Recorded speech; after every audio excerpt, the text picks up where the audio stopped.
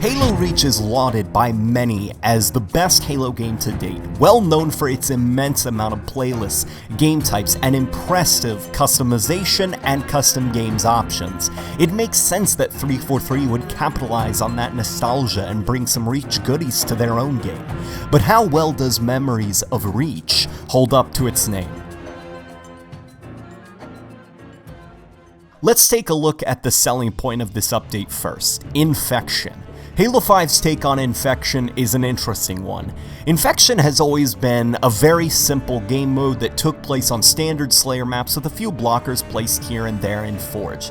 It was a ton of fun, but there's no denying that some maps were a bit unfair for zombie players because the humans had access to certain ledges and places that were nearly impossible to reach as a zombie. In Halo 5, 343 has taken strides to make Infection a balanced experience for both infected and survivors. The standard Magnum has been replaced by the assault rifle for obvious reasons as to not make this mode a headshot simulator, and many weapons have very little ammo to encourage survivors to move around the maps hunting for spare weapons while fighting off the zombies. Halo 5's Infection is a blast. There are no loadouts, no X-ray vision, or anything like in Halo 4's arguably disastrous Flood mode. And it also helps that this mode has a ton of maps that were done by community cartographers specifically for Infection. Some of my personal favorites are Backwoods and The Crypt. Halo 5's Infection is an outstanding experience, with my only real complaint being that some of the weapons feel a bit unbalanced and out of place, such as the rocket launcher on certain maps. That being said, it's really nothing that can't be patched in the future. Moving on, let's take a look at this update's map. We get a remix of Torque called Stasis. Stasis is an interesting beast because my first game of Stasis had me hating this map, but as the games went on, I actually grew to appreciate this map more and more. I'm aware that Torque isn't a fan favorite in Halo 5, but I actually find Torque to be a lot of fun to play. Although I am aware it's not a flawless map by any stretch of the imagination, and Stasis seems to fix many of Torque's problems by adding towers on the sides of the map, and more interesting guns, and obviously blocking off a few sight lines and stuff to make the map a little bit more movement-free. I have to admit, out of all of Halo 5's maps, Stasis feels the closest to being a classic Halo map with its snowy and forgotten atmosphere. Overall, very good stuff. Memories of Reach also includes a few wreck weapons and a new vehicle, but let's get into the two new weapons, one of which is the return of the classic Halo 2 Brute Plasma Rifle in all its red glory. Nothing has really been changed aside from it being a little more accurate than the Halo 2 variant, possibly to make it more viable in Warzone, as well as its firing sound seemingly being a combination of the Halo 5 plasma pistol sound and the classic Halo 2 plasma rifle sounds. I would have been happier if they just used the classic firing sound, but oh well. Also making its first appearance as a wieldable weapon is George's chain gun from Halo Reach, which had me shaking with excitement when I unlocked it. Since day one of Halo Reach, I had been dreaming of using this weapon and wishing Bungie allowed us to actually spawn it in Forge, and finally I get to use it now. George's chain gun grants a damage upgrade, health upgrade, and speed upgrade to whoever uses it, meaning you can actually quickly move around each of the Warzone maps and act as a juggernaut, absorbing damage as you dispense damage. Overall, very, very good stuff, and one of my favorite Warzone weapons to date.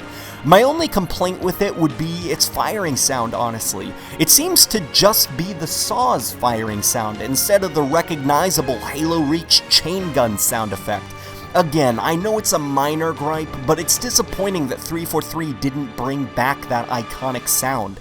And the last new rec item is the Phaeton Helios, which is an upgrade in every single sense of the word to the original Phaeton.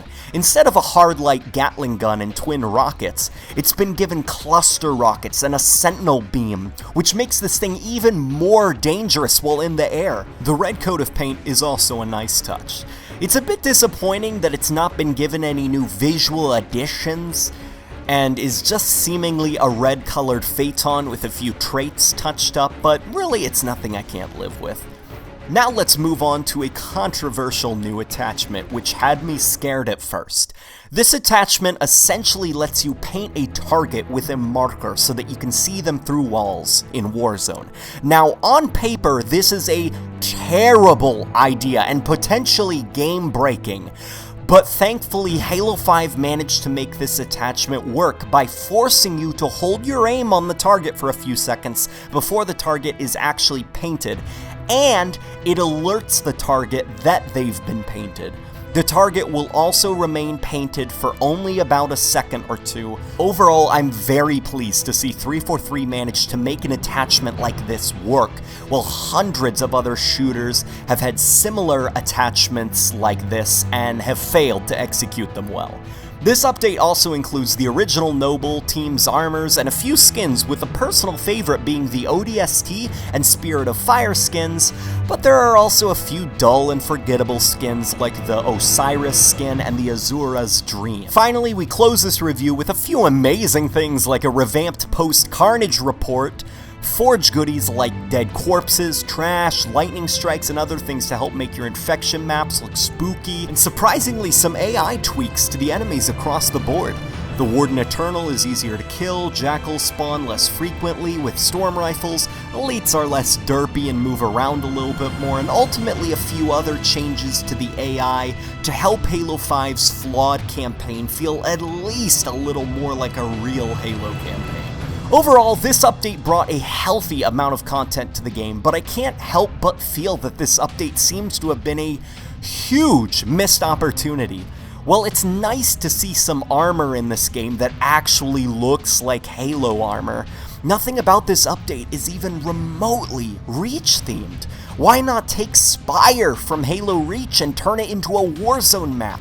Why not bring back a fan-favorite Reach map like Sword Base or Boardwalk, which would work really well with the Spartan abilities?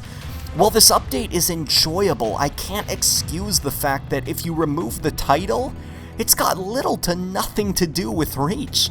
Sadly, this update has been a bit of a letdown for me, and judging by the teaser we got for the next update, Hogwild, that one won't do much better either. But here's hoping to firefight in late June. So are you guys enjoying Memories of Reach? Let me know in the comments section, share this video around if you enjoyed it, and I'll see you guys on my next video.